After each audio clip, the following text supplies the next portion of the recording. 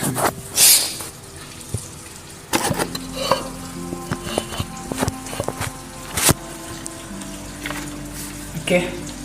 let me check out once. Is it working? Yes, working.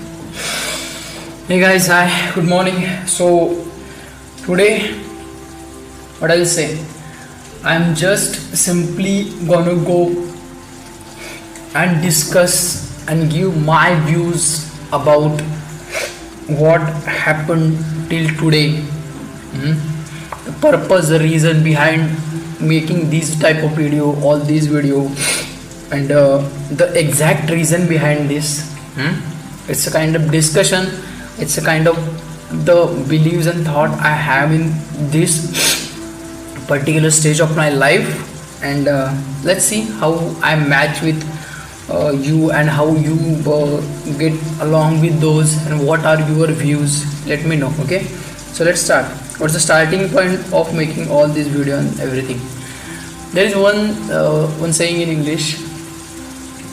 There is one certain situation, one certain thing happened in that particular person's life that it changed his total thinking process and how he believes. One second, hold on one second.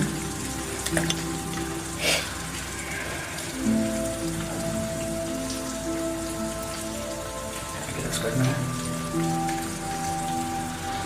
Yeah, what I was saying, there is that one incidence, that one situation that had changed the total paradigm and perception of that particular person. Okay, the same incidents happened with me also. I'll talk about that in any future video or anytime in future. What was that incidence, what happened actually, I'll talk that in next time or in any next anytime.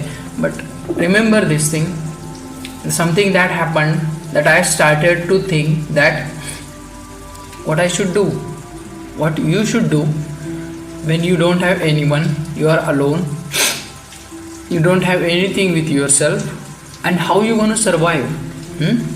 That's the basic question I asked to myself, and all what I searched here is the answer for that one question.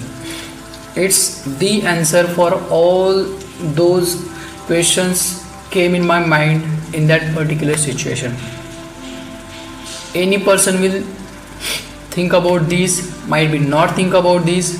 One person react differently, one person react differently. It depends person to person how he thinks. But these are the things came in my mind when at the moment I understood that there is no one for you. You have to live your life on your own, about your career, about your personal life, about your professional life. There is no one to help you. There is no one to what I'll say, give you any kind of push, anything. Just you are standing alone in one place, and whole world is around you, and someone said in your ears, let's go now, just go now and achieve what you can. So that was the situation, and that was the moment inspired me, and I thought that okay, let's do it now. Let's think about it, let's grind about it, and make some content and some thoughts about life, the situation. And with my situation, I can share with other people who need that support and that mental and physical and all sort of conclusions in their life. For them I started making this video, and for those people who would like to share, I welcome them all. And yeah, that's the situation to start making all these video and everything. First I'm a huge football fan. I love Manchester City. Manchester City is my favorite club. Then I love cricket also, Indian cricket team. I love lots of other sports. I love tattooing. Then I love boxing. I love programming, networking, hacking. Then I love studying about nutrition. I love studying about fitness, exercise, and myself. I work as a assistant to a pediatric physician. I am also a doctor, but my graduation is BMS, so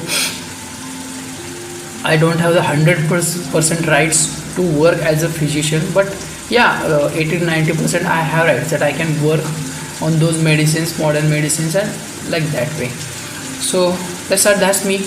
I love, and then apart from that, I love riding, going different places. Lot of things are there.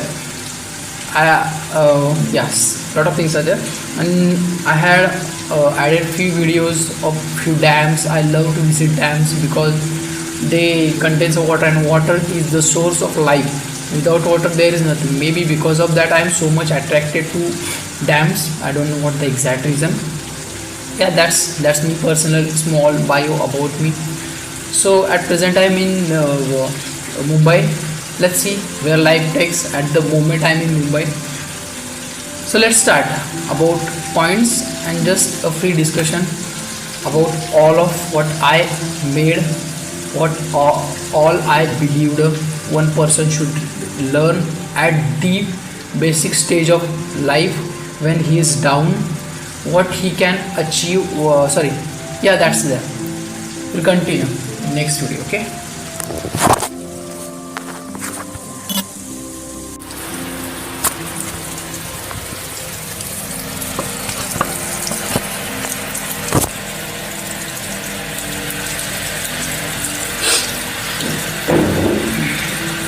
Okay, so talking about next, what I was saying, I was saying that about situation, particular situation a person face in his life. Once more.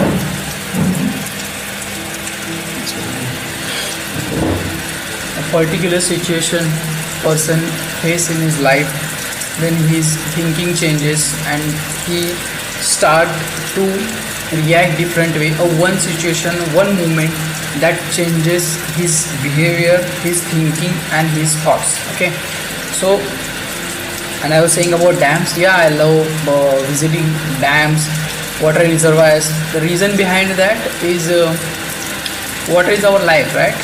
So maybe I am attracted toward that, how it conserve, how it preserve. I don't know what is that, but I love that. Apart from that, I explained earlier, I like tattooing. I am assistant to a pediatric physician. I don't have 100% right to work as a pediatrician, but yes, 80 to 90% I have rights to work as a pediatrician. I completed my bachelor graduation in Ayurvedic medicines of Indian medicine system. Yeah, that's my introduction. At present I'm in Mumbai. I said about that. So after happening all this in my life, there is one incident that changed my thought and thinking process. So I thought that I can think that I am standing as a single person here. You can take me here. I am standing as a single person here. I don't have any emotional support. I don't have any financial support. I don't have any any support by any means. As a person, as a human being, single, I am standing here. So if this happened with me, if this happened with anyone else, so what are you going to do? What that person should do? That thing came in my mind, and then all of this started. What I studied, what I researched, all this grinding process came after that. So let's talk about that. First thing first about is start is books, man. Books. I mentioned in my previous videos also why books are so important, what are their values, why they are so much valuable for you. The books, they say the books are the best friend of a person. Why they say like that? If you don't have anyone, if you don't have anything around you, just one person who can understand you or some few friends around you, and if you have the habit of reading books at all time and whenever you get time. Believe me man, you will never be sad or anything like that. I don't know what is it, but it's true. If I have the habit of reading, what's the reason behind it is reading reprogram your brain. It's scientifically proven. I'm not saying any made up stuff. Reading reprogram your brain. Reading enhances, optimizes your brain functioning. That is the most important concept and reason behind reading and book reading. It enhances, it reprogram your brain cell system. It makes you to go and think in that particular direction. It might be positive, negative, it's depend on you how you decide, but most of the time positive direction. Okay, you can just hold on. Much time.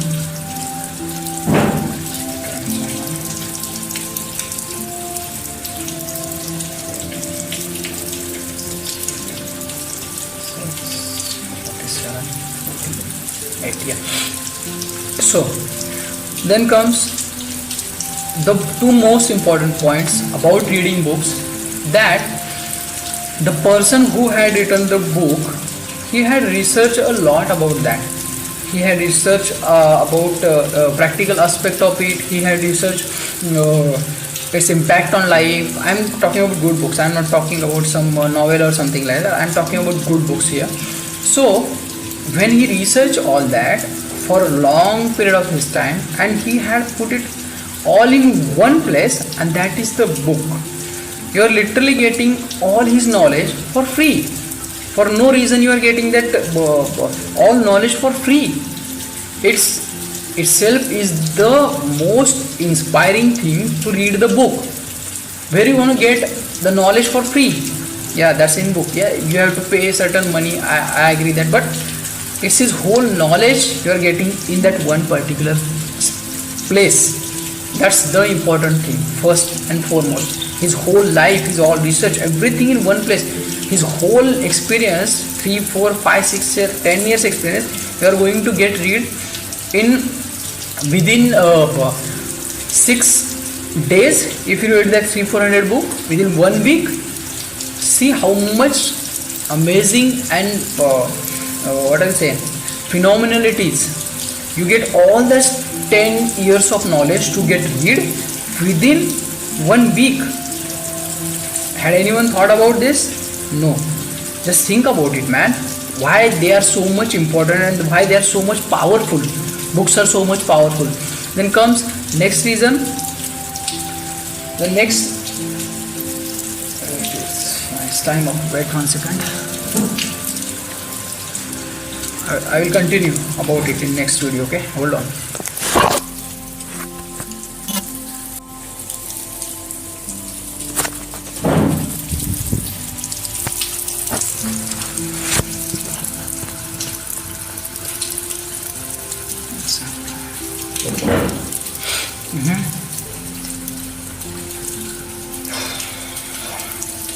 Okay, you can hear me. So I was talking about books. Yes, first reason I explained. The reason number 2, why books are so much powerful. The reason number 2 is the reading is only process when a person's particular concentration, his mind, his thoughts, everything will be on that particular line, will be in that particular paragraph. He will be thinking what will happen next, what will happen next, what will happen next. So his topmost concentration will be in that book. His all thoughts and beliefs and everything is gone, but he just simply concentrating on this thing. While you are watching video, while you are doing some homework, while you are playing, you are doing something like that, your mind will be somewhere. You are thinking about something, you are doing something, you are performing certain act, you are thinking about certain. So it happens with an individual. But why books are so much powerful? The one reason behind it, that your concentration level will be exceptional. If you don't have that, by reading books, it will increase amazingly. That's the second reason behind reading books, why you should read the books. The first reason, most important reason I explained earlier, that is, it is the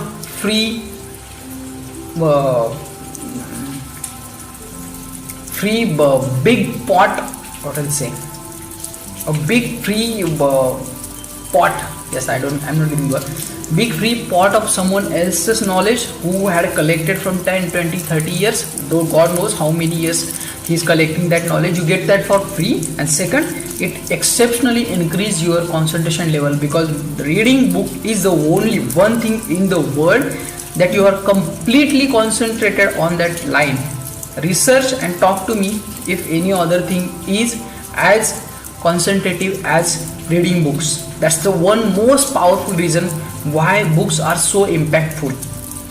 Watching video, doing something like your half mind will be there, half mind somewhere to like. But in reading books, no, it doesn't happen. Your whole and complete concentration will be on that particular thing. So that's the second reason. Now talk about what are the books I will recommend or I like to read, and what you can also read. My recommendation. The first thing first, my favorite one is Managing Oneself by Peter Drucker. It's the exceptional book. It will tell you how to manage yourself internally, in society, what you should do, what you should not do, choosing career, all guidelines are there in that. Then we will come to the Miracle Morning by Hal Elrod. It's the story of a CEO who got success in his life very earlier, then bad situation hit him, then how he overcome that. Then he made one formula for everyone to overcome in any worse situation. It is the awesome book, super book. Then I'll mention Rich Dad Poor Dad by Robert T. Kiyosaki. It will tell you why you should learn about how money works, about economy, about accounting, all about finance. See guys, there is one simple thing: to play the game you should know the game. Simple as that. And money is the game in today's world. So to know that, first of all you should know how money works. That's the reason behind mentioning this book here. These are three books. Main intentional book: Managing Oneself by Peter Drucker, to manage yourself, to know yourself, to know your career passion. The Miracle Morning by Hal Elrod. If you got stuck in very bad situation of your life, how to overcome that. Third one is Rich Dad Poor Dad by Robert T. Kiyosaki, to know how money works, to motivate you to study about it. That's the third book. And then comes about brain feeding and something to train your brain, your behavior, your social activity. I will mention a bunch of books here. The first thing first, The 7 Habits of Highly Effective People by Stephen Covey. Then comes The Power of Subconscious Mind by Joseph Murphy. Then comes The Power of Habits by Charles Duhigg. Then comes You Can Win by Shiv Khera, the motivational. Then comes How to Think Like Leonardo da Vinci. Leonardo da Vinci is one of the greatest soul that come to our earth. He was artist, he was entrepreneur, he was studying anatomy, he was drawing Mona Lisa, he was studying about different things, he was everything. So he is the most inspiring individual for me after Thomas Alva Edison. He is the biggest inspiration of my life, Thomas Edison. So I was talking that these are the book. Then after that, Think and Grow Rich by Napoleon Hill. Then it will be How to Win Friends and Influence People by Dale Carnegie. Then How to Stop Worrying and Start Living by Dale Carnegie. Then 2080 Principle. Then The Alchemist. Then The Richest Man in Babylon. What else? Then Start With Why by Simon Sinek. There are lots and lots of books, bunch of books, but this is my starting line. I will suggest you also the same. No problem, you can read any book, it's your choice. So that's the first thing first. if you find yourself alone and anything like that, do one thing, man. Go and grab one book about self-improvement and start reading as soon as you can possible, because it will reprogram your brain, it will reprogram your thoughts, it will optimize your thinking in positive way. That's the main reason to read the books. Okay, then moving on to the next point about second. Okay, continue in next video.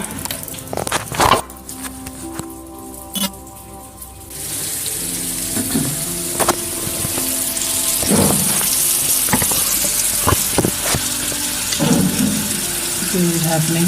That's going on. Okay, so I said about the situation, why I started making videos, the one point that changed my life, and I took decision to make all those videos and everything. I talk about that. Then I said about first thing first to start is reading books, and then I'm gonna elaborate and tell in short what are the topics I studied and what are the motivation, what are those. The next came depression. What is the depression? What is exactly the depression? It is the act in which you are doing something that your mind and your heart don't want to do for a prolonged time. The best explained by Jim Carrey himself. And it's like that. There are types of depression, that social depression, depressive society, a society who is supporting lynching, honor killing, that shootout, and all not developing society. Those all things come under this. And then comes the personal depression. The depressive sick society impact or individual to get depressive. That all I mentioned in those video series. And how to get out of depression, what are the ways, the 4 ways, how you can start with yourself, that I mentioned. Then comes the best 2 movies of my life, Southpaw and 300. Why they are the best? Because they felt so much real. They felt that so much inspirational that it will be the kind of dream to be that person. Southpaw, love story, affection, the deep affection, love story between a daughter, father, and husband and wife. In 300, how a king should be. Those are 2 realistic concepts that I feel the most. That's why they are my most favorite movies till the day. There are lots of movies I love. I watch a lot of Hollywood, Bollywood, South, Marathi movies, lots and lots. But those are my most favorite. And in Indian, it will be Bahubali. Then comes after knowing all this depression, about reading books, I came to the other some topics, that is what is economy, how it works, what is the main concept of economy. I explained that. Then I explained about democracy, what are the pillars of democracy, how democracy works. Then I explained about 10 types of investment in India, in gold, in banks, what is the history of banking, how banking started, what is the reason behind that. I explained about it. I studied a lot about that. Then I explained about share market, how share market works, IPO, all types of investment, all type of best investment at the moment in 2018 you can do in India. In money matter, I explained about them in those previous videos. I studied about them because you have to know how money works. Then GST, our taxation system. Then comes about human rights. I studied about human rights, basic human rights, why it started, the Roosevelt, the founder of human rights organization, the US president Franklin D. Roosevelt, how he started, what are the 4 basic human rights you can have anywhere in the world, how that bodies form, human rights bodies form in different countries. I have spoken and talk about that. Then again I have spoken about books in some other few added videos.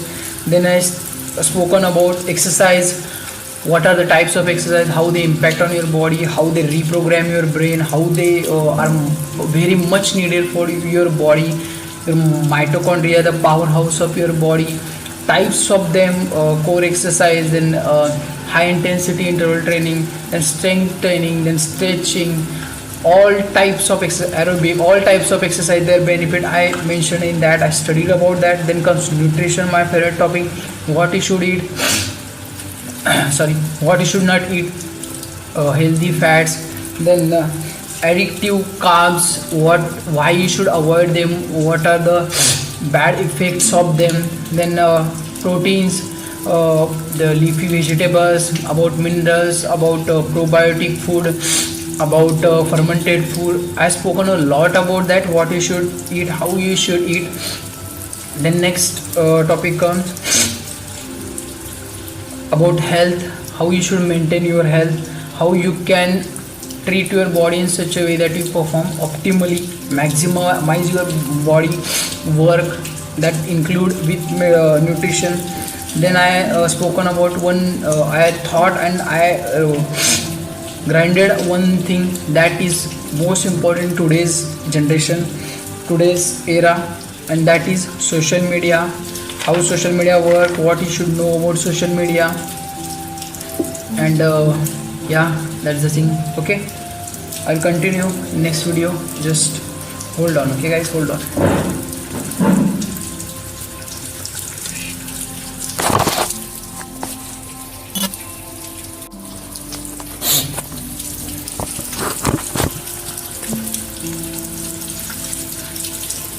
Yes, I was saying about social media. Yes, how it is. One second, just fix properly. I hope so. Is it? Is it? Yes. Yeah.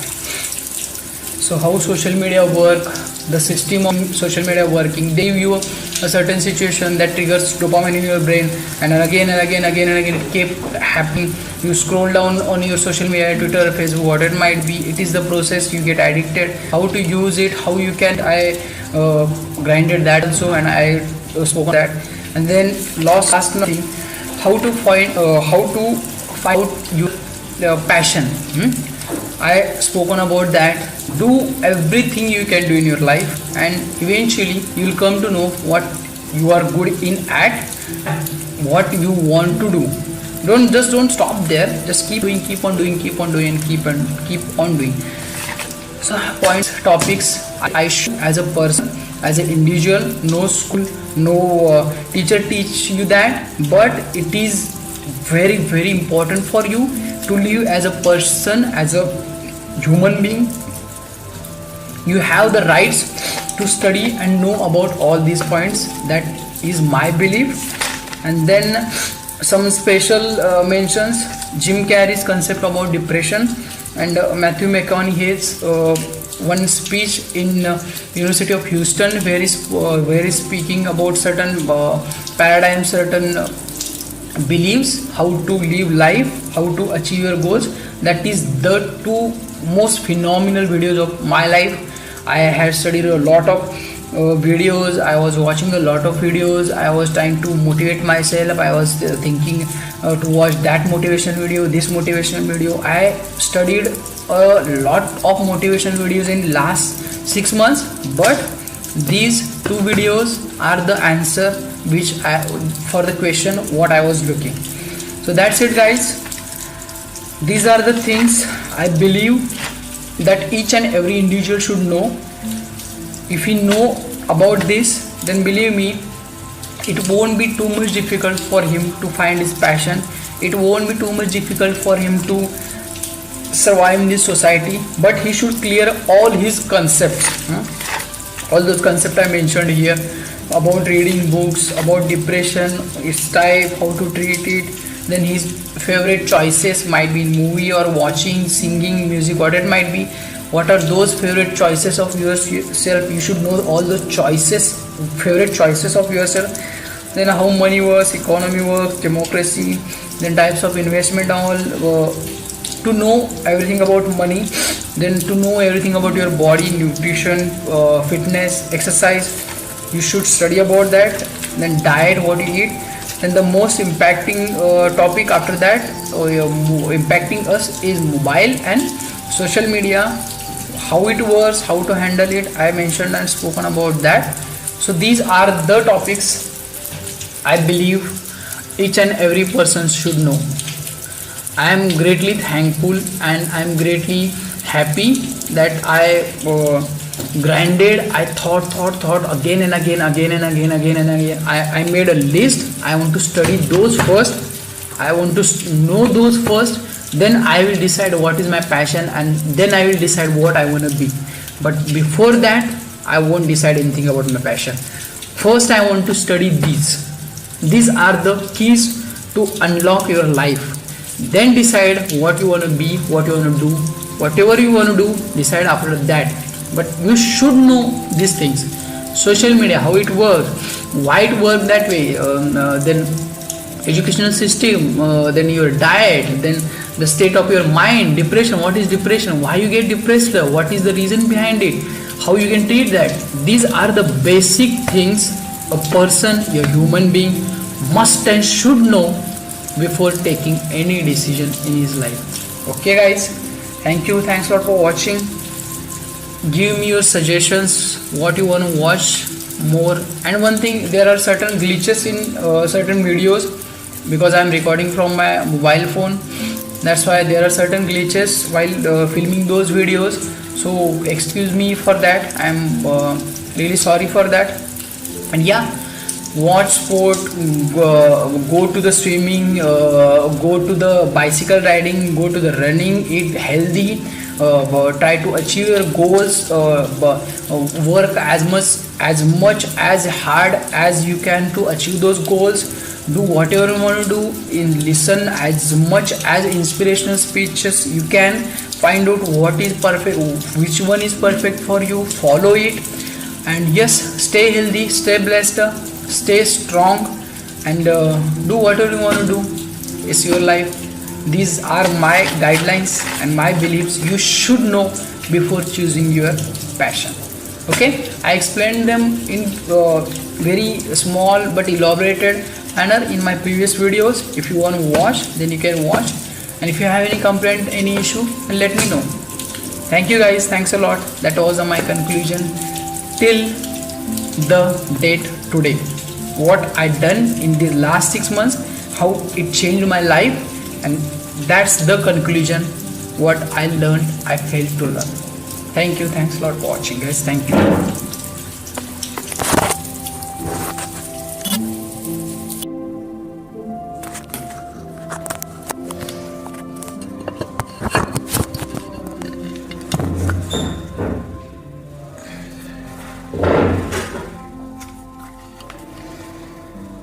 Hi guys, good morning. So what we have seen till the date, what we have studied till the date, about diet, about nutrition, what to eat, what not to eat, what are the exercise, their benefits, their types, then how to maintain your health, then how intermittent fasting works, what's ketogenic diet, then one brilliant speech by Matthew McConaughey, its elaboration, how it impact your life, then Jim Carrey's life and its definition about depression, how it works, what is depression, how to deal with it, diet, health, food, then what is the benefit of reading, what is reading actually, why it's so much beneficial, books, some books, then about investment, about banking, how money works, why you should study about economy, why it is necessary, then latest technology, IT, about that, then importance of democracy, then importance of knowing taxation system, then knowing human rights, basic laws, health related, what is neuroplasticity, autophagy, then what is mitochondriogenesis, then what are the must have supplements, minerals, vitamin D, omegas, vitamin, glutathione. Then about movies, the most loved movies by me. Then review of Feuds about Tom Hardy, my favorite movie of him. Then one great personality in Marathi literature, in Marathi culture, Achyut Godbole, his achievements, why he shows in so much inspiring.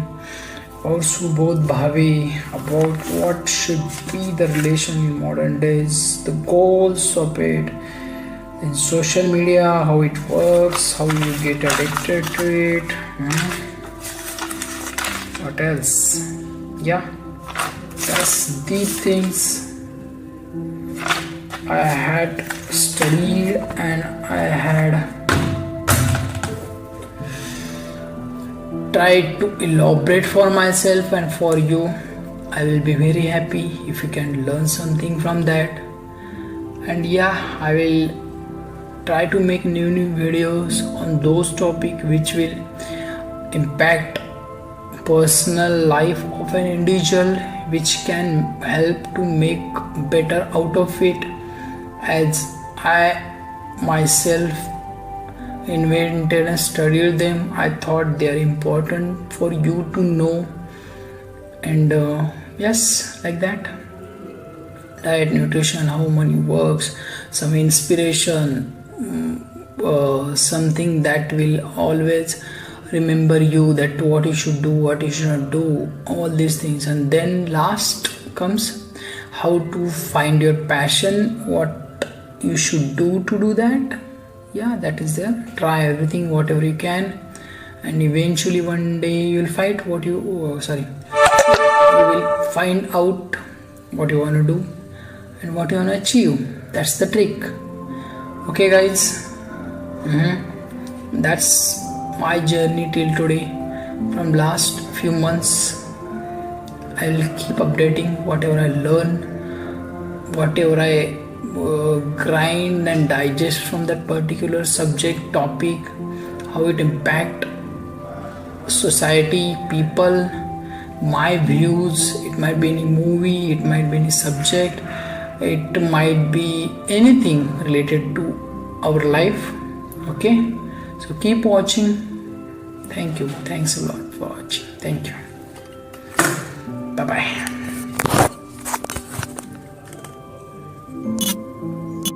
And at a certain point, I realized, hey, wait a second, if it's so easy to lose Jim Carrey, who the hell is Jim Carrey? So you're just passing. We don't matter. I'm not looking backward. Why don't we just... It was more like you're supposed to say, we're important, and you're supposed to say it's all going to be all right, and you're supposed to say that whatever you dream can come true, and you're supposed to say all those things. I do believe in manifestation, power of that kind of stuff, but I don't believe that any of it matters. This mattering is to me a human construct born out of a need, the same need as you have to have, deities and things like that. I believe in an energy of God, an energy of, everything is divine. There's no thing that isn't divine. Everything is divine, and I'm that. And it doesn't matter to me what's happening. I'm finding that ultimately the freedom from it is something people are kind of hungry for in a way. Right. They're like, I don't want to be me either. Right. And I go, well, great, because you never have been. I believe that I had to become a famous, idea and get all the stuff that people dream about and accomplish a bunch of things that this means, don't you? That look like success in order to give up my attachment to those things. It's been a part of the evolution of ego is to spend your first half of your life acquiring and adding, thinking you can add to yourself, and it looks great. I mean, it looks great when you got a cool car and you got good, nice clothes, and and you've done something that people admire. But it can never fulfill you. You can never be happy. You know what I mean? It's not where happiness comes from. And, you know, I dealt with depression, you know, a few years ago, and people still think, well, he's going through, you can tell he's depressed. It's not. I have no depression in my life whatsoever. Literally none. I have sadness and joy and elation and satisfaction and gratitude beyond belief, but all of it is weather, and it just spins around the planet. You know, it doesn't sit on me long enough to kill me.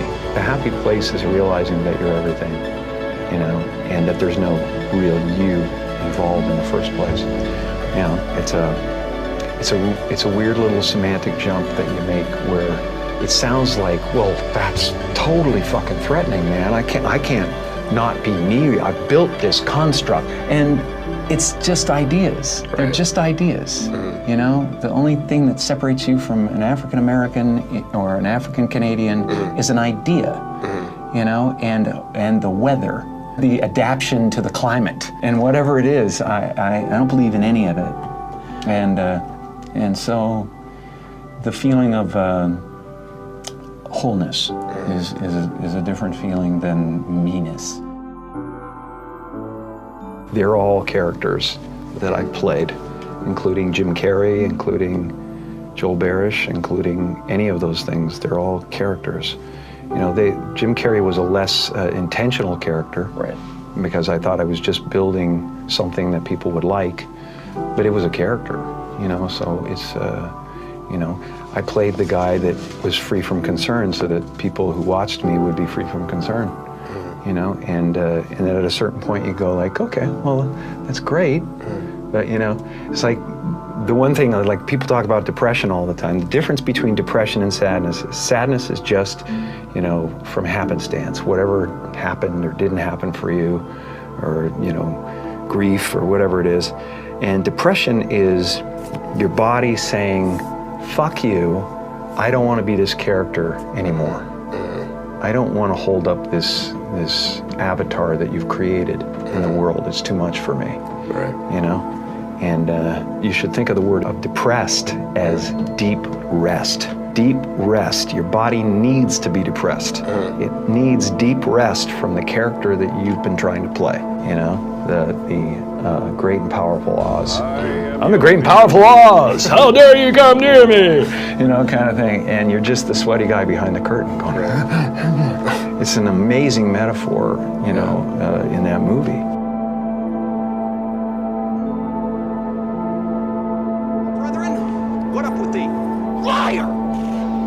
You know what I'm gonna do about this? It's a pretty name, though. It really is nice. It means merciful, right? Clemency. Good afternoon, good evening, and good night.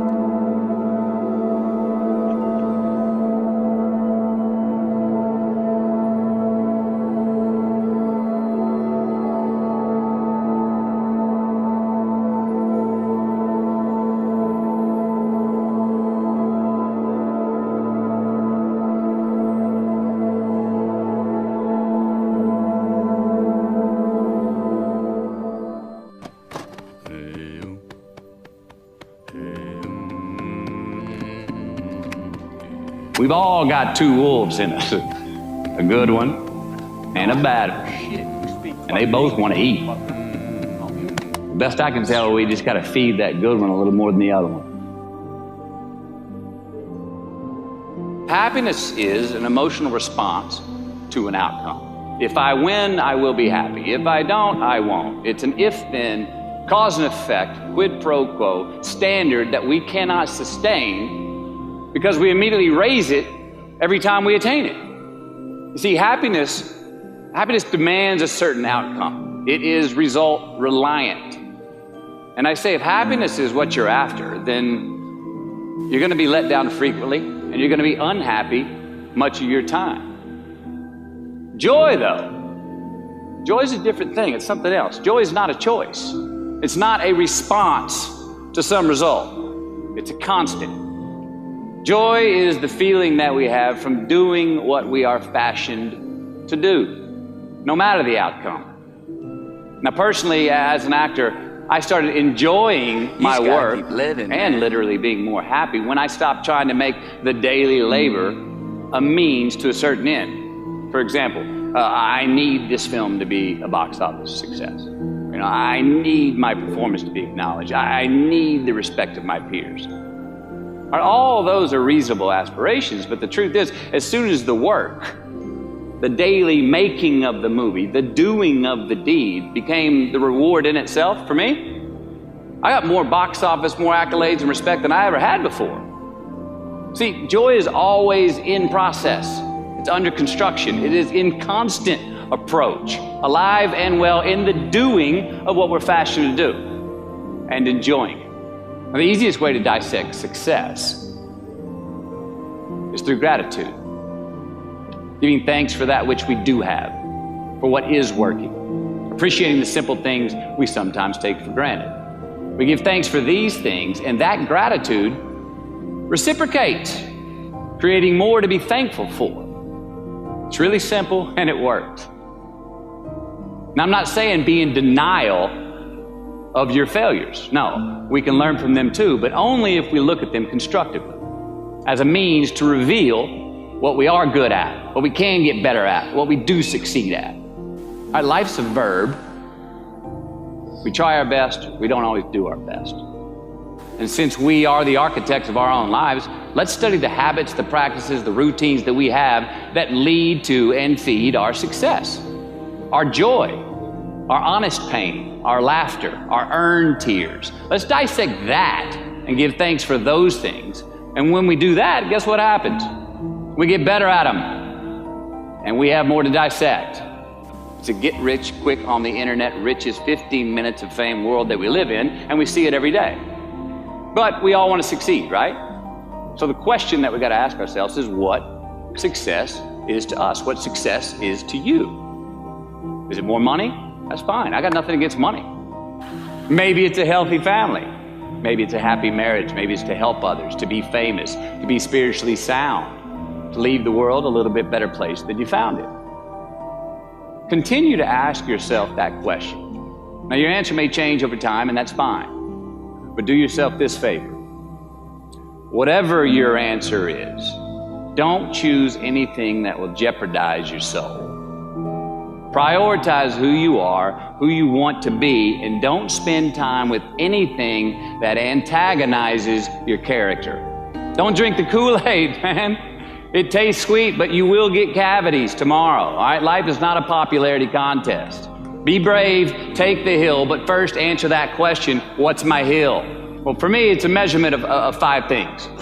We got fatherhood. We got being a good husband. We got my health, mind, body, and spirit. We got career, and we got friendships. These are what's important to me in my life right now. Because I want to keep all 5 in healthy shape.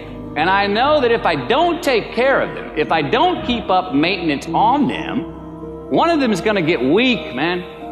It's going to dip too deep into the debit section. It's going to go bankrupt. It's going to get sick, die even. So first, we have to define success for ourselves.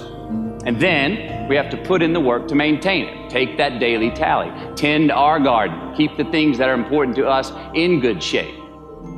Defining ourselves by what we are not is the first step that leads us to really knowing who we are. You know that group of friends that you hang out with that they really might not bring out the best in you? You know, they gossip too much, or they're kind of shady. They really aren't going to be there for you in a pinch. Or how about that bar that we keep going to that we always seem to have the worst hangover from? Or that computer screen, right? That computer screen that keeps giving us an excuse not to get out of the house and engage with the world and get some real human interaction. Or how about that food that we keep eating, the stuff that tastes so good going down, it makes us feel like crap the next week, we feel lethargic and we keep putting on weight? Well, those people, those places, those things, stop giving them your time and energy. Just don't go there. I mean, put them down. And when you do this, when you do put them down, when you quit going there, and you quit giving them your time, you inadvertently find yourself spending more time and in more places that are healthy for you, that bring you more joy. Why? because you just eliminated the who's, the where's, the what's, and the when's that were keeping you from your identity. Like, trust me, too many options, I promise you this, too many options will make a tyrant of us all. All right, so get rid of the excess, the wasted time. Decrease your options. If you do this, you will have accidentally, almost innocently, put in front of you what is important to you by process of elimination. Knowing who we are is hard. It's hard. So give yourself a break. Eliminate who you are not first, and you're going to find yourself where you need to be. Make voluntary obligations.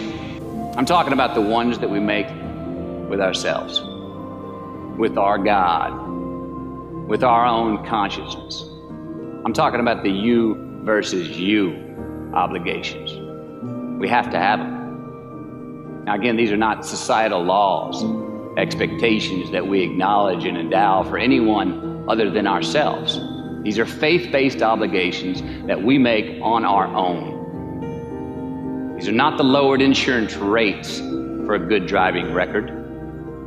You will not be fined or put in jail if you do not gratify these obligations I speak of. No one else governs these but you. They are your secrets with yourself, your own private counsel, personal protocols. And while nobody throws you a party when you abide by them, no one's going to arrest you when you break them either, except yourself. An honest man's pillow is his peace of mind. And when you lay down on that pillow at night, no matter who's in your bed, we all sleep alone. These are your personal Jiminy Crickets, and there are not enough cops in the entire world to police them.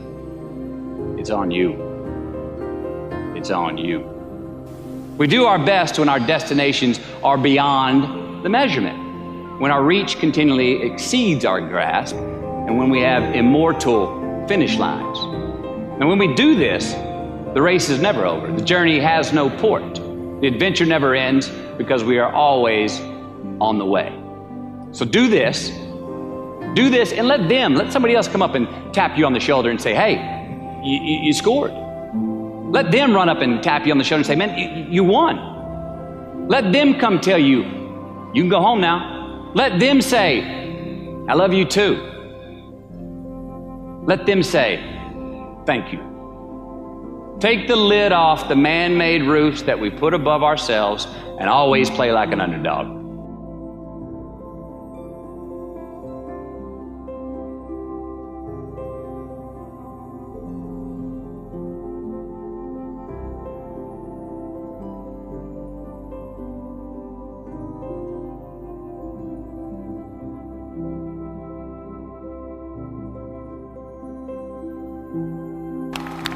Can y'all hear me?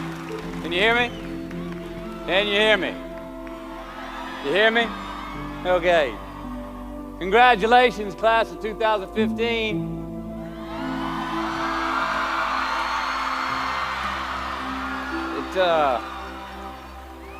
You guys and gals and young men and women are the reason I'm here. I'm really looking forward to talking with y'all tonight. You heard my dad played football here, and I believe he even graduated from here. That was some extra incentive for me to come. Short and sweet, or long and salty. A sugar donut or some oatmeal. Now, out of respect for you and your efforts in getting your degree, I thought long and hard about what I could share with you tonight. Did I want to stand up here at a podium and read you your rights? Did I want to come up here and just share some funny stories? I thought about what you would want. I thought about what you might need. I also thought about what I want to say and what I need to say. Now, hopefully we're both going to be happy on both accounts. As the saying goes, take what you like, leave the rest. Thank you for having me.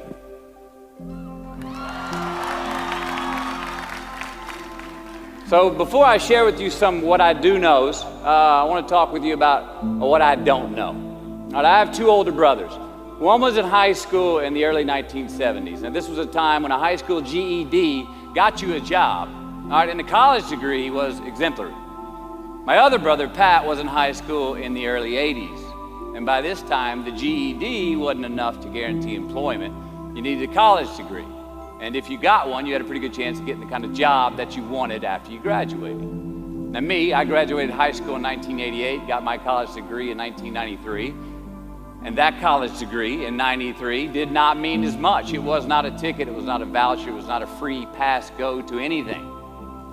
So I asked the question, what does your college degree mean? It means you got an education. It means you have more knowledge in a specific subject, vocation. It means you may have more expertise in what your degree is in. But what's it worth? In the job market, out there today, we know the market for college graduates is more competitive now than ever. Now, some of you already have a job lined up. You've got a path where today's job is going to become tomorrow's career. But for most of you, the future is probably still pretty fuzzy. You don't have that job that directly reflects the degree you just got. Many of you don't even have a job at all. Think about it. You've just completed your scholastic educational curriculum in life, the one that you started when you were 5 years old in kindergarten, up until now, and your future may not be any more clear than it was 5 years ago. You don't have the answers, and it's probably pretty damn scary. And I say that's okay, because that is how it is. This is the reality that many of you are facing. This is the world that we live in. And while I'm not here to discourage you or in any way belittle your accomplishments tonight, which I'd like to applaud that one more time, you graduated. All right?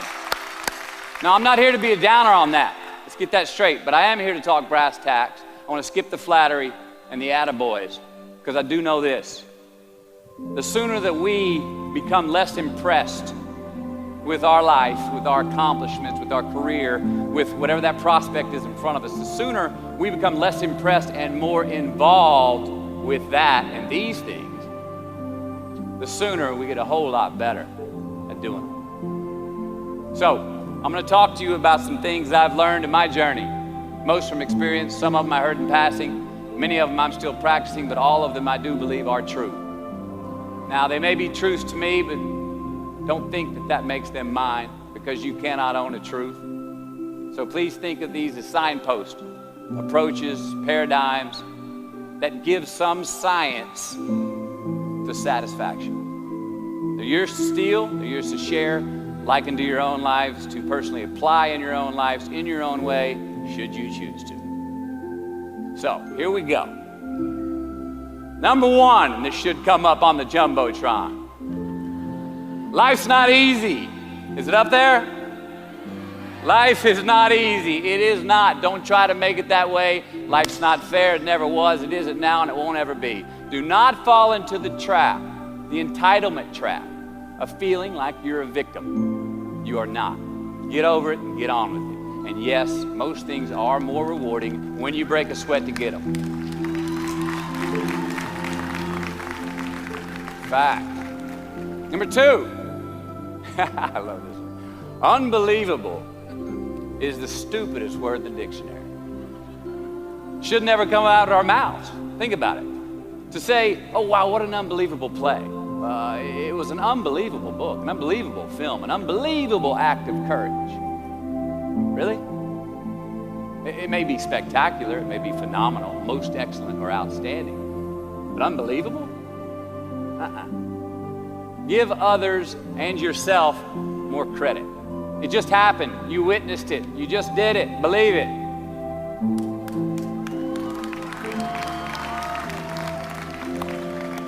What about the other side of unbelievable? You know, that side when we humans underperform or act out of our best character. For instance, man flies a suicide jet into the World Trade Center. Millions die from diseases every day that we have cures for. Bob the Builder swears that he's going to have your house built by Thanksgiving, and you can't move in until Christmas the next year. Our best friends lied to us, and we lie to ourselves all the time. Unbelievable? I don't think so. Again, it just happens, and it happens every day. Nothing that we Homo sapien earthlings do is unbelievable. And if there's one thing you can depend on people being, it's people. So we shouldn't be surprised. We, us, are the trickiest mammals walking the planet. I'm not worried about the monkeys. I'm worried about you and me. So acknowledge the acts of greatness as real, and do not be naive about mankind's capacity for evil, nor be in denial of our own shortcomings.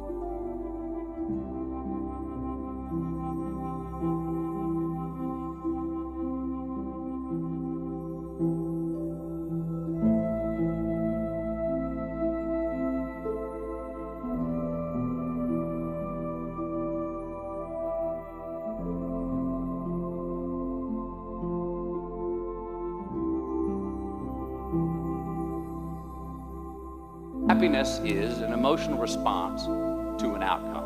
If I win, I will be happy. If I don't, I won't. It's an if-then, cause and effect, quid pro quo standard that we cannot sustain because we immediately raise it every time we attain it. You see, happiness demands a certain outcome. It is result reliant. And I say if happiness is what you're after, then you're going to be let down frequently, and you're going to be unhappy much of your time. Joy, though, joy is a different thing. It's something else. Joy is not a choice. It's not a response to some result. It's a constant. Joy is the feeling that we have from doing what we are fashioned to do, no matter the outcome. Now, personally, as an actor, I started enjoying my work and literally being more happy when I stopped trying to make the daily labor a means to a certain end. For example, I need this film to be a box office success. You know, I need my performance to be acknowledged. I need the respect of my peers. And all those are reasonable aspirations, but the truth is, as soon as the work, the daily making of the movie, the doing of the deed became the reward in itself for me, I got more box office, more accolades and respect than I ever had before. See, joy is always in process. It's under construction. It is in constant approach, alive and well in the doing of what we're fashioned to do and enjoying it. Number 4, define success for yourself. You already like that one? Define success for yourself. Now check this out. I'm in south of New Orleans a few years ago, and I went to a voodoo shop. And they had this wooden partition against the wall with these columns. And in these columns were all these vials of these magic potions, right?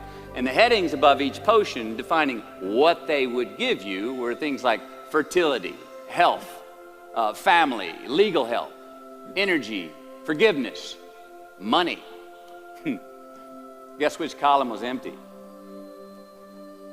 Money. Let's admit it. Money is king today. It's what makes the world go round. It is success. The more we have, the more successful we are, right? Now, I would argue that our cultural values have even been financialized. Humility is not in vogue anymore. It's too passive. It's a get rich quick on the internet, rich is 15 minutes of fame world that we live in, and we see it every day. But we all want to succeed, right? So the question that we got to ask ourselves is what success is to us, what success is to you. Is it more money? That's fine. I got nothing against money. No? Maybe it's a healthy family. Maybe it's a happy marriage. Maybe it's to help others, to be famous, to be spiritually sound, to leave the world a little bit better place than you found it. Continue to ask yourself that question. Now, your answer may change over time, and that's fine. But do yourself this favor. Whatever your answer is, don't choose anything that will jeopardize your soul. Prioritize who you are, who you want to be, and don't spend time with anything that antagonizes your character. Don't drink the Kool-Aid, man. It tastes sweet, but you will get cavities tomorrow, all right? Life is not a popularity contest. Be brave, take the hill, but first answer that question, what's my hill? So, me, how do I define success for me, myself? Well, for me, it's a measurement of 5 things. We got fatherhood. We got being a good husband. We got my health, mind, body, and spirit. We got career, and we got friendships. These are what's important to me in my life right now.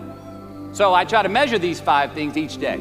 I check in with them. I like to see whether or not I'm in the debit section or the credit section with each one. Am I in the red or am I in the black? You follow? For instance, sometimes say my career's rolling. All right, it's way up here in the black, but I see how my relationship with my wife maybe could use a little bit more of my attention. I got to pick up the slack on being a better husband. Get that one out of the red. Or say my spiritual health could use some maintenance. It's down here, but hey, man, my friendships and my social life, they're in high gear, right? I got to recalibrate, checks and balances. I got to go to church, remember to say thank you more often, something. But I got to take the tally because I want to keep all 5 in healthy shape. And I know that if I don't take care of them, if I don't keep up maintenance on them, one of them is going to get weak, man. It's going to dip too deep into the debit section. It's going to go bankrupt. It's going to get sick, die even. So first, we have to define success for ourselves. And then we have to put in the work to maintain it. Take that daily tally. Tend our garden. Keep the things that are important to us in good shape. I mean, let's admit it. We've all got 2 wolves in us. A good one and a bad one. And they both want to eat. The best I can tell, we just got to feed that good one a little more than the other one. Here we go. Number 5. Process of elimination is the first step to our identity. AKA, where you are not is as important as where you are. All right, 1992, I got my first job as an actor.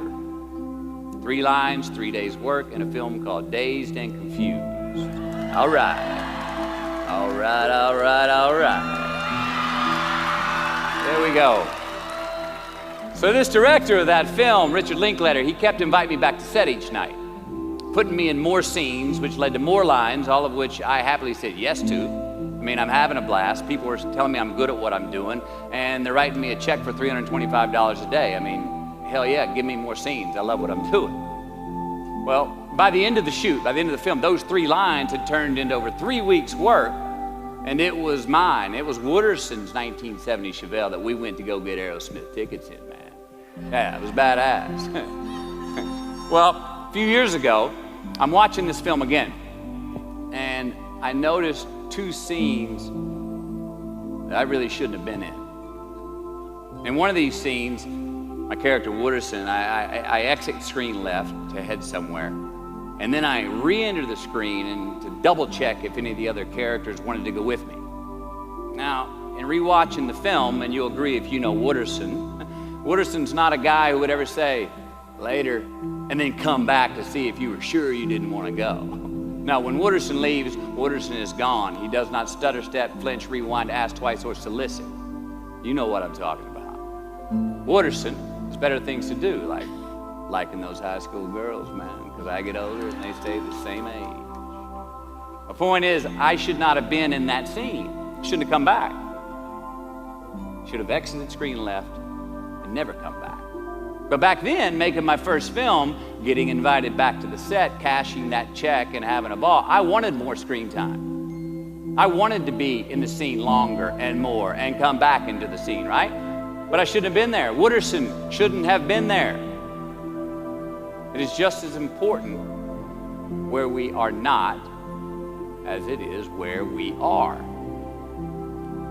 Look, the first step that leads to our identity in life is usually not, I know who I am. I know who I am. That's not the first step. The first step's usually, I know who I am not. Process of elimination. Defining ourselves by what we are not is the first step that leads us to really knowing who we are. You know that group of friends that you hang out with that they really might not bring out the best in you? You know, they gossip too much, or they're kind of shady. They really aren't going to be there for you in a pinch. Or how about that bar that we keep going to that we always seem to have the worst hangover from?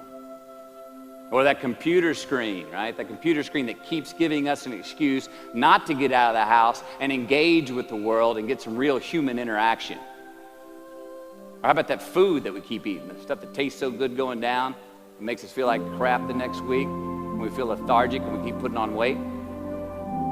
Well, those people, those places, those things, stop giving them your time and energy. Just don't go there. I mean, put them down. And when you do this, when you do put them down, when you quit going there, and you quit giving them your time, you inadvertently find yourself spending more time and in more places that are healthy for you, that bring you more joy. Why?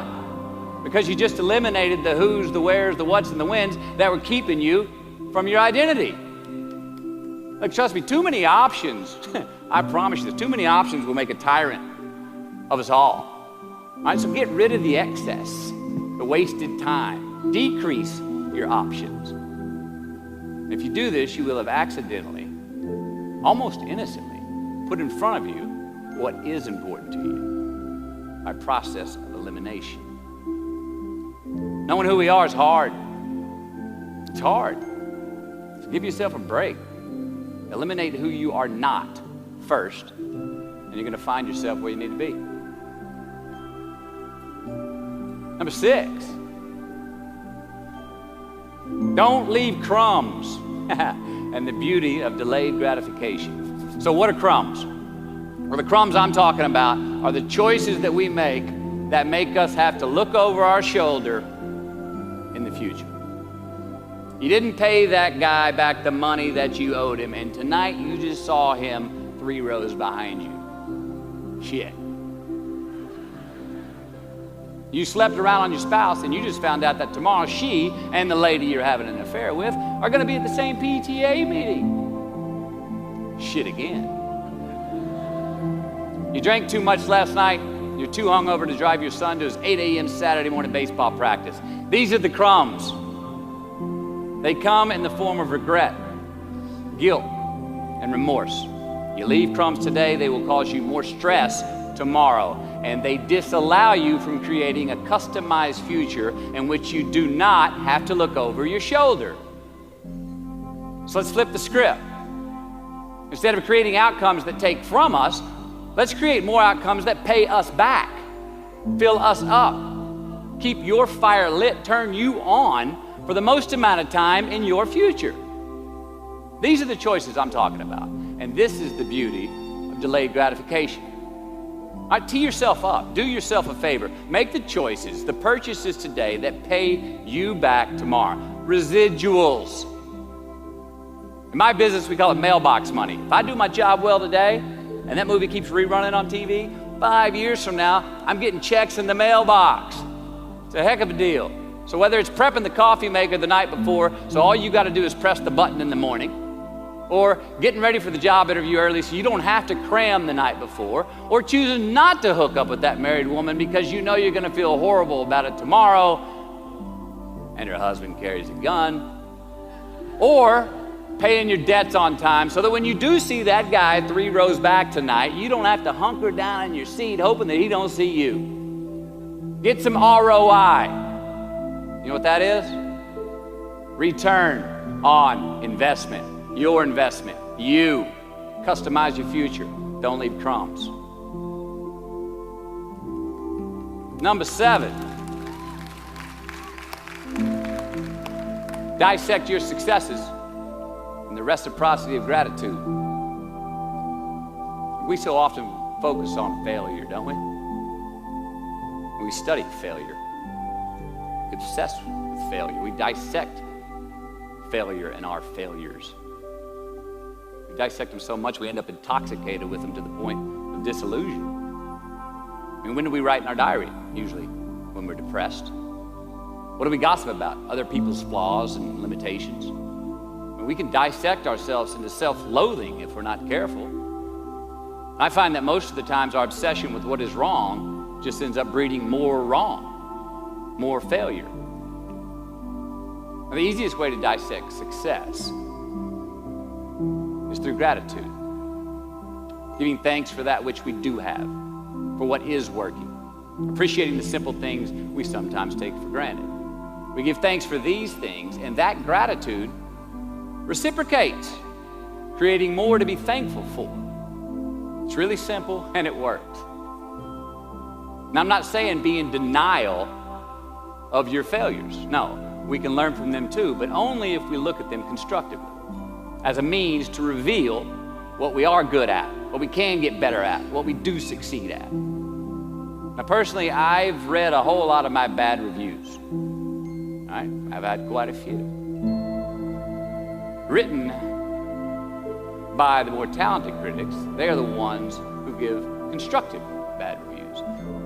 They reveal to me what did translate in my work, what came across, what was seen or what wasn't.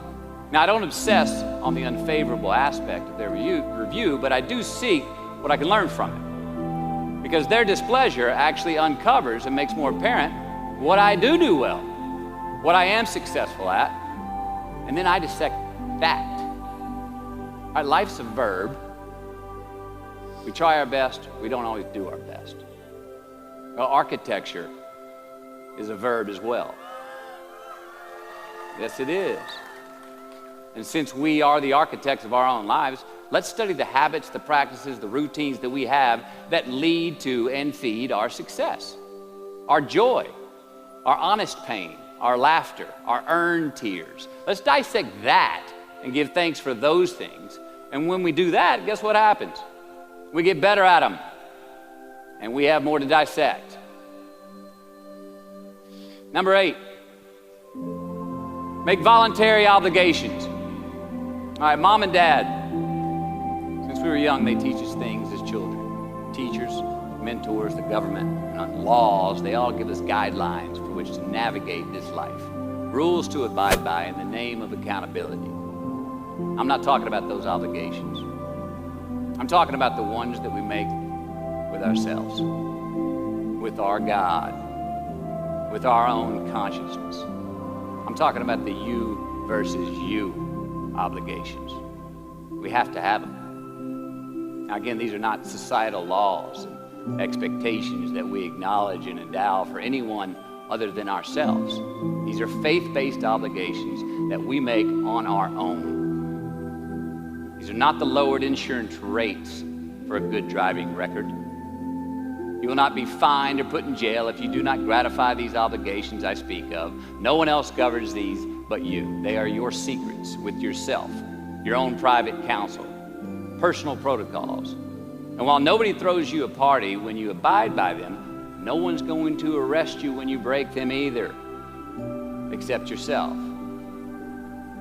Or some cops who got a disturbing the peace call at 2:30 in the morning because you were playing bongos in your birthday suit. That was me. An honest man's pillow is his peace of mind. And when you lay down on that pillow at night, no matter who's in your bed, we all sleep alone. These are your personal Jiminy Crickets, and there are not enough cops in the entire world to police them. It's on you. It's on you. Number 9, from can to want. All right, check this out. In 1995, I got my first big paycheck as an actor. I think it was 150 grand. The film was almost Boys on the Side, and we were shooting in Tucson, Arizona. And I had this sweet little adobe guest house on the edge of the Saguaro National Park. The house came with a maid, my first maid. It was awesome. So I got a friend over one Friday night, and we're having a good time, and I'm telling her about how happy I am with my setup. The house, the maid, especially the maid. And I'm telling her, look, this lady, she cleans the place up after I go to work. She washes my clothes, the dishes, puts fresh water by my bed, leaves me cooked meals sometimes. She even presses my jeans. And my friend, she smiles at me, happy that I'm excited over this. And she says, well, that's great, Matthew, if you like your jeans pressed. And I kind of looked up at her, my jaw caught hanging open. I stuttered a moment, had that dumbass look that you get when you just been told the truth and you didn't think about it, and it hit me. I hate that line going down the front of my jeans. I hate that line. And it was then, for the first time, that I noticed it. I'd never thought about not liking that starch line down the front of my jeans because I'd never had a maid to iron my jeans before. And since she did, now for the first time in my life, I just liked it because I could get it. I never thought about if I really wanted it. Well, I didn't want it there, that line. And that night I learned something. Just because you can, nah, come on. It's not a good enough reason to do something. Even when it means having more. Right? Be discerning. Choose it because you want it. Do it because you want to. Never had my jeans pressed again. I hate that line. Number 10, a roof is a man-made thing. This may cut a little close to the bone since the geography, but I think we all were there and we'll all remember where we were. But in January the 3rd, 1993, it was the NFL playoffs, and your Houston Oilers were playing the Buffalo Bills. The Oilers were up 28-3 at halftime, 35-3 early in the third.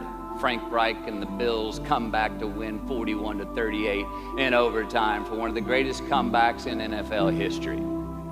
Yeah, the Bills won, but they didn't really beat the Oilers. The Oilers lost that game. They beat themselves. Y'all remember that? Why? Why'd they beat themselves? Or how?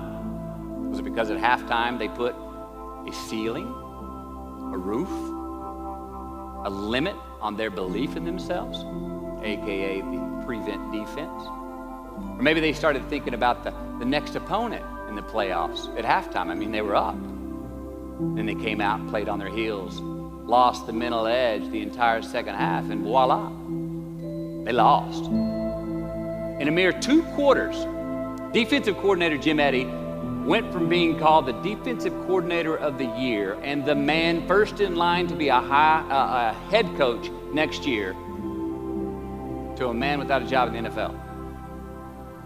You ever choked? Nobody has ever choked? I have. You know what I'm talking about, fumbling at the goal line, stuck your foot in your mouth once you got to the microphone, had a brain freeze on the exam that you were totally prepared for. Forgot the punchline to a joke in front of 4,000 graduating students at the University of Houston commencement. Or maybe you've had that feeling of, oh my God, life just cannot get any better than this moment. And ask yourself, do I deserve this? Now what happens when we get that feeling? We tense up. We have this sort of outer body experience where we are literally seeing ourselves in the third person. And we realize that the moment just got bigger than us. You ever felt that way? I have. And it's because we have created a fictitious ceiling, a roof, to our expectations of ourselves. A limit where we think it's all too good to be true. But it's not. And it's not our right to say or believe it is. We shouldn't create these restrictions on ourselves. A blue ribbon, a statue, a score, a great idea, the love of our life, a euphoric bliss. Who are we to think that we don't deserve or haven't earned these gifts when we get them? It's not our right. But if we stay in process, all right, within ourselves, in the joy of the doing, we will never choke at the finish line. Why? Because we aren't thinking of the finish line. Because we're not looking at the clock. We're not watching ourselves on the Jumbotron performing the very act that we're in the middle of. No, we're in process. The approach is the destination, and we are never finished. Bo Jackson, what did he do? He used to run over the goal line, through the end zone, and up the tunnel. The greatest snipers and marksmen in the world, they don't aim at the target. They aim on the other side of the target. We do our best when our destinations are beyond the measurement, when our reach continually exceeds our grasp, and when we have immortal finish lines. And when we do this, the race is never over. The journey has no port. The adventure never ends because we are always on the way. So do this, and let somebody else come up and tap you on the shoulder and say, hey, you scored. Let them run up and tap you on the shoulder and say, man, you won. Let them come tell you, you can go home now. Let them say, I love you too. Let them say, thank you. Take the lid off the man-made roofs that we put above ourselves and always play like an underdog. Here we go.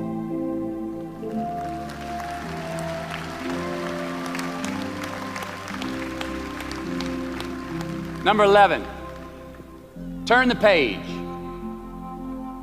The late and great University of Texas football coach Darrell Royal. I don't know if y'all remember him. He won a national championship in '69. He won a couple of national championships. You know Darrell Royal? He was a friend of mine and a good friend to many people. Now, a lot of people looked up to this man. One of the people who looked up to him was a musician named Larry. Now, at this time in his life, Larry was in the prime of his country music career. He had #1 hits, and his life was rolling. And he had picked up a bad habit of snorting the white stuff somewhere along the line. And at one particular party, after a bathroom break, Larry went confidently up to his mentor, Darrell, and he started telling him a story. Coach Royal listened, as he always had. And when Larry finished his story and was about to walk away, Coach Royal put his gentle hand on his shoulder, and he very discreetly said, hey, Larry, you got something on your nose there, bud. Well, Larry immediately hurried to the bathroom mirror where he saw some of the white powder that he hadn't cleaned off his nose. He was ashamed. He was embarrassed. As much because he felt so disrespectful to Coach Royal, and as much because he'd obviously gotten too comfortable with the drug to even hide it as well as he should. Well, the next day, Larry went to Coach's house. He rang the doorbell. Coach answered, and he said, Coach, I need to talk to you. Darrell said, sure, come on in. Larry confessed. He purged his sins to Coach. He told him how embarrassed he was and how he had lost his way in the midst of all this fame and fortune. And towards the end of an hour, Larry, who was in tears, he asked Coach, he said, Coach, what do you think I should do? Coach, being a man of few words, just looked at him and calmly said, Larry, I have never had any trouble turning the page in the book of my life. Larry got sober that day, and he's been sober for the last 40 years. You ever get in a rut? You know what I'm talking about? You get in a funk? You get stuck on the merry-go-round of a bad habit? I have. Look, we're gonna make mistakes. You gotta own them. Then you gotta make amends. And then you gotta move on. Guilt and regret kills many a man before their time. So turn the page, get off the ride. You are the author of the book of your life. Turn that page.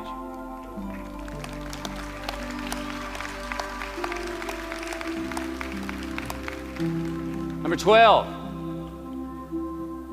Give your obstacles credit. You know those no fear t-shirts that were out? I don't know. People used to wear them 10 years ago. No fear.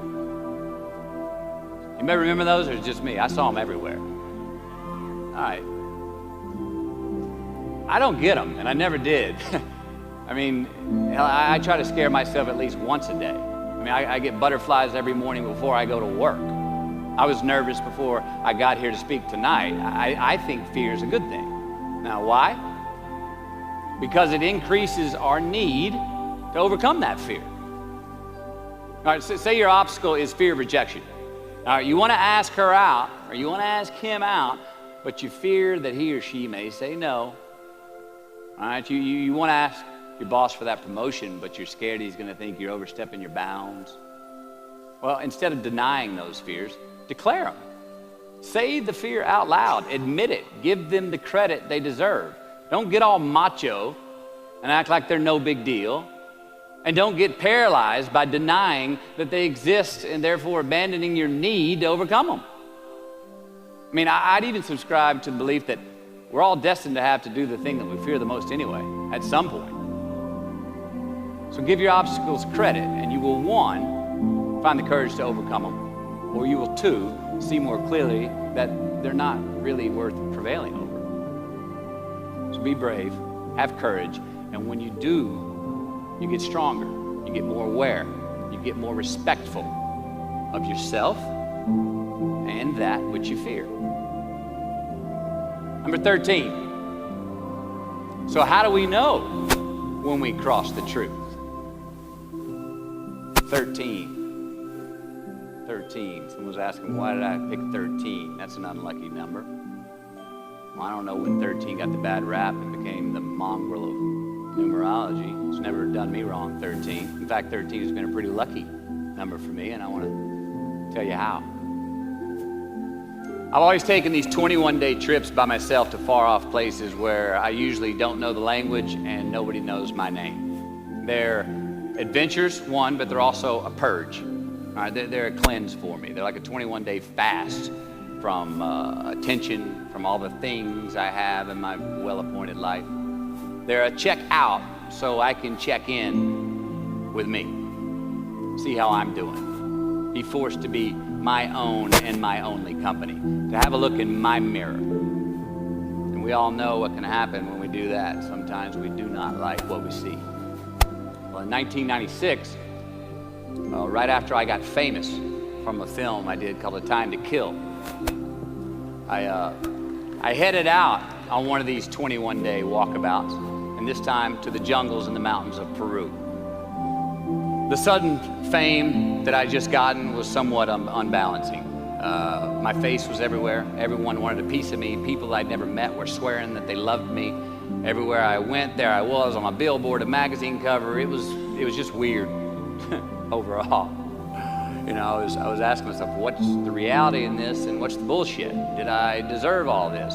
These were all questions I was asking myself. Well, who was I was another. Now, there's always an initiation period with these trips, an amount of time that it takes for the place to initiate the traveler, the time it takes to disconnect from the world that we just left and become completely present in the one we are traveling in. Now, for me, that initiation period usually lasts about 13 days. 13 hellish days until I am out of my own way. And after that, the whole trip is really fun and smooth sailing. Well, it was the night of the 12th day of my 21-day trip. I'm settling into camp.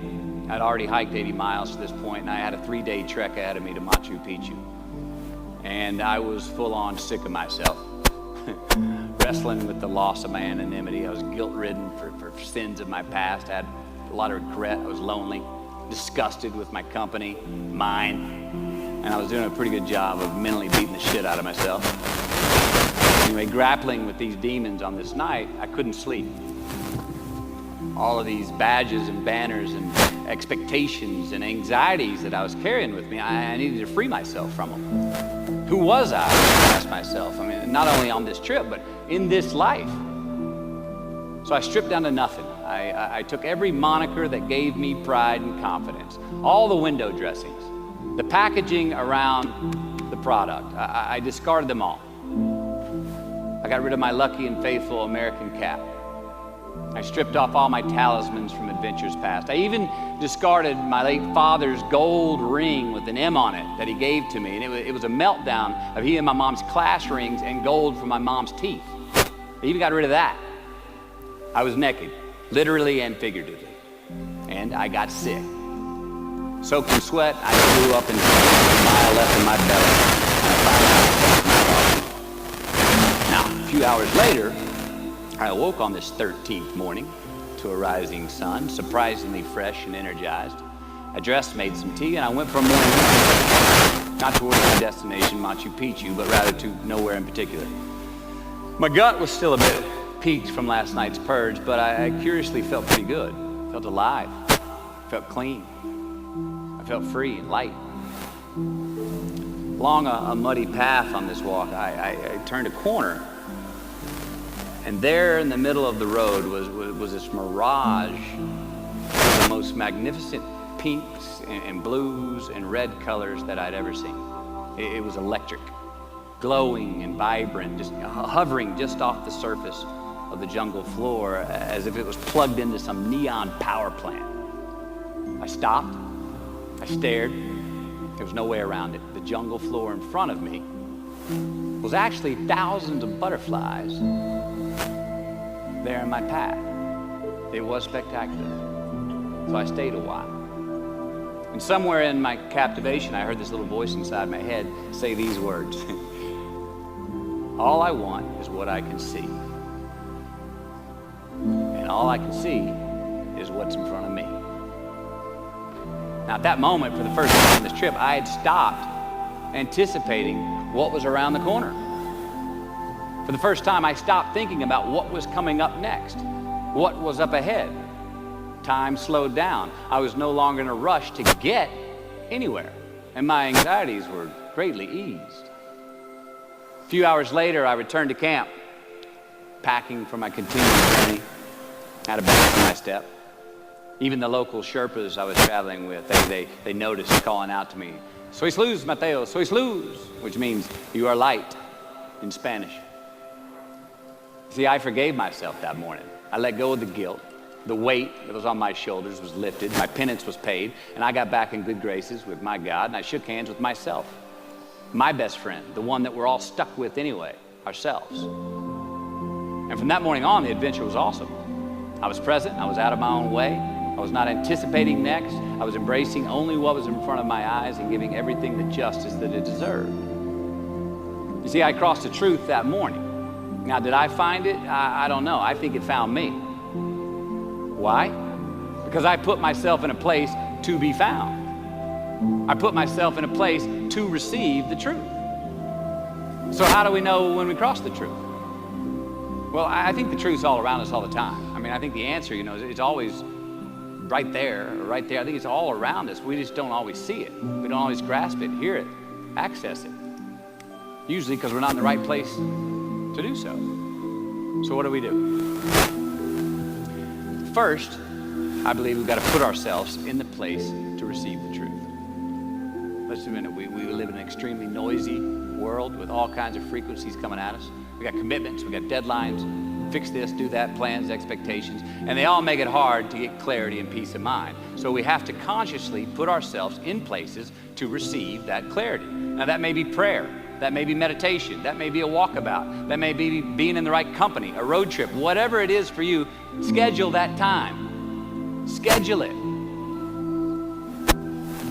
So, if we do that, if we hear it, if we put ourselves in a place to hear it, and we do, and it's become clear, a truth, natural and infinite, then the second part comes, which is to personalize it. Ask yourself how it works for you, how it applies to you personally, why you need it in your life specifically. And if you do that, then comes the third part. Have the patience to internalize it and get it from our intellectual head, thinking about it, and into our bones and our soul and our instinct. Now, we cannot rush this part. It does take time. So if we get that far, we've received it, we personalized it, and we've internalized it. If we make it that far, then comes the biggie, man. This comes the fun one. Got to have the courage to act on it, to actually take it into our daily lives and practice it, to make it an active part of who we are and live it. If we can do that, all right, if we can do that, then we have what I believe is heaven right here on earth.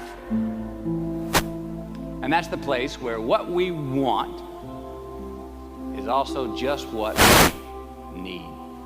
I mean, that's the ticket, isn't it? Think about it. I know that's where I want to live. So while we're here, and they're going to run across the Jumbotron, let's make it a place where we break a sweat, where we believe, where we enjoy the process of succeeding in the places and ways that we are fashioned to, where we don't have to look over our shoulder because we're too busy doing what we're good at, voluntarily keeping our own counsel because we want to, traveling towards immortal finish lines. We write our own book, overcoming our fears. We make friends with ourselves. And that is the place that I'm talking about. Thank you. Good luck. Just keep living.